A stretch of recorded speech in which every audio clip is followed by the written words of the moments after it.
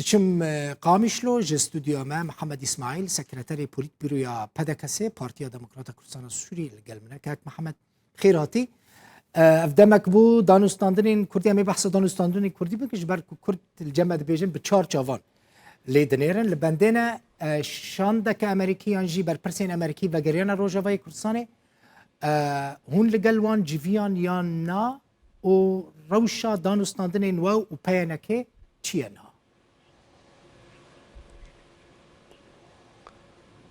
سپاس سلاورش همی تماشاوانه را و دست خوشیل کارمندین رو داو دکم راست دوه جوات عمل گل نونرین تایبتی ولایت گرتو امریکا لروجالات سوریا لوید اسف بالیوز نه هاتی و تیما پیرا جوات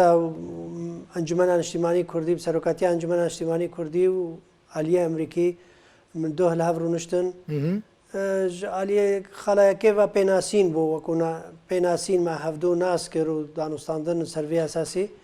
عادی و استراتژیا خویش بو دانستاندن داخویا کردن و بچه شوازی دست پی بکه او دانستاندن بری چبوی و جواب پیدا دست پی بکه نه او چون تشتی گم الهفر کفتی بون او مان بردوامیا و دیالوگا گو بری نها او یعنی برپرسه بریوی کری او گاف دمینن جو پیوا امی بردوام بن دوا دانستاندنا دا گم کاربن دا خویا کریجی ولایت گرتو امریکا یعنی گارانتی دارا و چاونیرا الجر چاودریاوی گویا کاری هچه به نه عالیه کش بو هر دو عالیه یعنی نه عالیه کش و دانستاندنه لیوی آریکار بج بو خاطر بگه نزیکی یعنی نزیکایت ناو بیرو بوچوند نابینا هر دو عالیه دا چکه هیویا ما او مسئله حدثه بردوام به امی وکو انجمن اجتماعی کردی مدا خویا کرن جرا قام جدينا وام بردواميا في ديالوكيرانا وام حس كان مفا مصلح برجوانديه ملاطمات هي وبرجوانديه خلك دفري حميه ونديجيتال اليه هجر هرمي بن يان اليه دولتي بن يان بيكات دفري بن بو برجوانديه حميه اليانا جو ارامي كي في دفري دشيب وركفتنا ككردي بحاله جرا پیش که محمد جرا لپیش یا دانستاندن کنگی دست پیدا کرد نبره و آلیدنده اشتا روجك ديار نينا يعني ديار نكريا لي او هر ام ديتن و اليه ديجي ديتنا و او جا استراتيجيه خو سروي اساسي تشيكي بده خويا كرنا حتى نها روجك ديار نينا لي نزيك و بردواميا و دس بيب باشا خالن كهون بلكي نزيك عطله كريسماس و اولي كريسماس امريكي يعني اوروبي كريسماس بوان قالكي جرينجا يعني تقارن بيجم ما سال 2021 كان نعم بريوي أمي دست بيبكن دانستاندنا لي هنكي بردوابيا بلكي أو مسألة تعطيلي وكريسماسي أو هجر آلية جارانتي دار نعم هذا بقفتقو هنكي بباش خستن تشتكيدن خالن كو هونو أمريكيان و بيانكي ده جرب بدل سرقو تبيش بكن ويتش بنكاك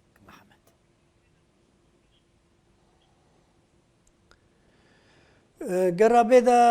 ما هنك مسألة إدارية ريفابريه ما هنك خالي ريكفتي كرنا سروا هنك خالي جرينج وسراكي ماي بشيوازي بجداربونا انجمن اجتماعي كردي دوي ريفابريه دا از تأكيد كم مماج حمي عليا راجي قوتيا انجمن اجتماعي كردي نهاتيا تفلي إداري وكو حزبكي انجمن اجتماعي كردي آلیه کی سیاسی گرینگه آلیه کی جمهوریه آلیه کی گرینگه معادله سیاسی سوریه دا هاتنا شراکت که حقیقی هبد و شراکت که راستقینه باوریج هر دو آلیه چه بگو شراکت کی سروی اساسی بجداربون انجمن اجتماعی کردی دا مدزگه و رکفتنا و داره هدا يعني هون او خالکه هذه مساله میزانیت جی او جی خالکات بجن بلکه دو خاله هنکی گرینگ مانه مجوی خلاص ببن پشتی و مسئله لشکری و مسئله پاراستنی آلی دن آماده پرسا لشکری بارا گوتو بیش بکه امریکی جی پشتگیریا گوتو بیش کرنا پرسا عسکری بکن اجتماع افغانستان سر نکریه لی اوایت دست پیکاره کفتن عمل سر او تگهشتنین گو مبهف را کرین ڕێکەفتنا دهۆکێ بنگەهەکە باش بگل سەر ئاوا بڕێکەفتن لەسەروی ئەساسی ڕێکەفتنەکە مەرجعیەکە مەرجعیە و ڕێڤەبەریە ئیدارەیە و هەروەسا وارێ لەشکریە یعنی سێ قۆناغێ vê şêwazê vê rêkeftinê hene beşê leskerî beşekî giring e vê rêkeftin ser wî esasî çêne be hemî bi yek salekî eger tîfaq ser hemî xala çêne be rêkeftin çêne be. تشتكي دن كاك محمد تشتين برسين حساسا اشتادكم جبر كنت يك جبر برسين هاري بلندي دنافا انا كسيدة تخوزن في بزانبم هون هين 50-50 دخوازن دبشتار بونا خوادا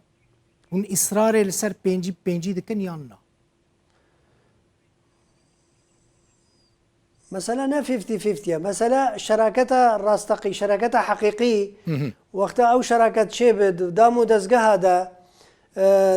ما نقول يا امي قهوتشي ويا اداراتها وشايتشيا ومستخدمها جي 50-50 بكن مثلا 50-50 ام ندفيدن جهه برياري دفي انجمنا اجتماعي كردي شريكه برياري بشريكه كي بنيفي ما قلت يا مجلس تشريعي وديوان العداله بنيفي هيئات ومكاتب تابعه بحرة كردي اموان نيفي بنيفي بن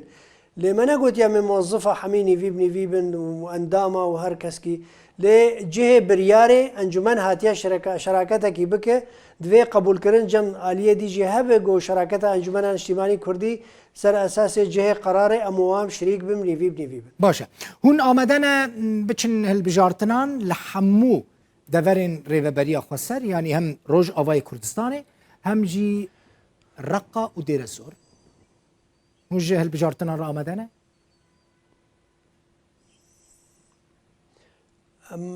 اما ريكفتنا ما كردية ما تشو علاقات بمسألة رقة ودير الزور نينا وامنا بند صلاة لسر خلق كيديق وام ملاطي خو بيشينن بيش رجع تاريخها ملاطي خو تعدايكي بقيني وزحمتيكي قلنا بين خو وابيك هاتي دي دا مشكلة واريشات درست بكن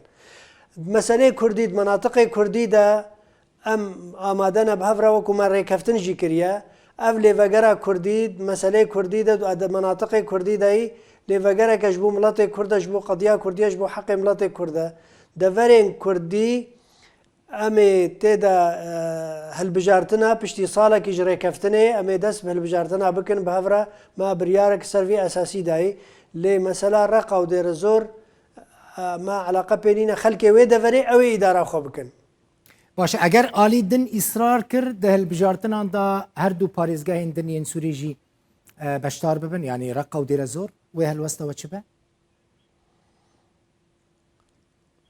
ام جوي درباز بينا ما ريكفتن كريا ما ريكفتن كريا جو ليفغرا كردي مناطق كردي داي وتشتي جو على قدار بملات كردرا سيرفي كي افري كفتناها قام بهفرا بشتي صالكي هرن هالبجارتنا دفري كردي دا باشه پشتی ساله که جری کفتنا و یعنی جیم ذکرنه و هالبجارتن دست پی بکن کارم بزانبم اجنده که وجبو ام ذکرنا و ری کفتنه هیا یا نه و دایا پیشیا خو کنگی هونه ریک بکوین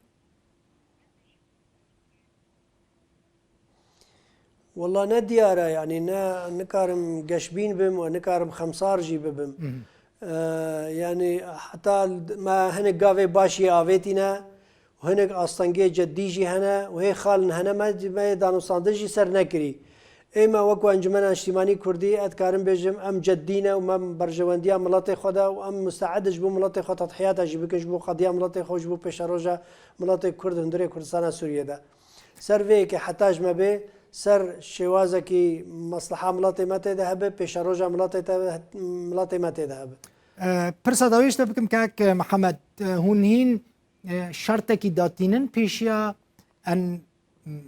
يعني هسه دي يعني جي بيانكي كو كادروي نج سوريا در كفن مرجع الجموع جبركو بري هون يعني السيرفي مسألة وإصرار ذكر بله افخارکی گرینگه و یا هگر خلکی دی به بجداریه ایدار ریوبریه دا بکه و لشکریه دا بکه و دامو دزگاه و مسئله مالی دا بکه ریکفتن جینا به و تمفانا به امش بو ملاطی خواه بو کسایتیا خلک روجاوا بو رولاوی اف دام و دەستگای هە حەمید وێ خەلکی ڕۆژاوای کوردستانم ڕێزگرتن ئێرادا ما و خەباتە ما شێوازێ خەباتە تەفگەرە سیاسی کوردی سووریا بێ ڕێزگرتن لێکردن علااقەتێک چه جهاتێکی تێ تو نەبێ سەرڤەیەکێ ئەو ئەگەر کاک مەزلوم وێ گوتی بلا ئەو کادرۆ دەرکەون ئەوەژی مەسەلاکی جددیە مشکلا مەیەژی و مشکلا قەسەدەی بخۆیە یا دەولەتی دۆرۆبەرە یا پێک هاتێن دەڤەرێدا هەمی وێ گازندێ وێ کازانە هات دکەن